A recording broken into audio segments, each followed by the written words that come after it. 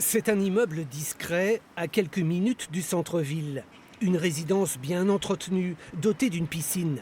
Ici, 35 appartements seront bientôt à vendre. Les locataires le savent, certains se verraient bien propriétaires.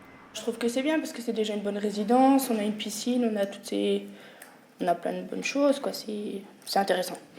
Vous seriez prête à franchir le pas en fait? Oui. Cette locataire vit ici depuis 14 ans dans un 70 mètres carrés. Elle sera prioritaire si elle achète. Dans la résidence, ils se vendent à peu près 160 000.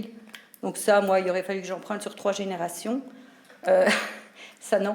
Voilà. Tandis que là, je pense que... Enfin, je suis même certaine que je pourrais l'acquérir. 110 000 € au lieu de 160 000. Un prix 30% en dessous du prix du marché.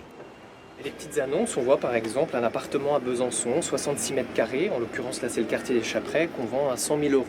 Chez ce bailleur social, les appartements sont vendus après rénovation. De quoi éviter les surprises. On s'attache systématiquement, au-delà du fait que c'est aussi une obligation réglementaire, à vendre des appartements habitables et qui soient dans une situation pérenne.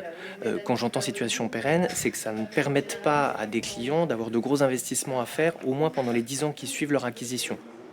L'accès à la propriété, tous n'en rêvent pas. Au pied des immeubles, les plus âgés voient une menace. Que deviendront-ils si on vend leur appartement ?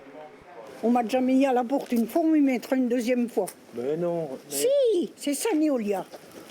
À 84 ans, ça ne m'intéresse pas. Je ne vais pas m'endetter pour payer encore le... Certains élus vont plus loin. Vendre, c'est diminuer le parc locatif au moment où la demande explose. Il faut qu'on arrête de vendre, de raser un certain nombre de logements publics.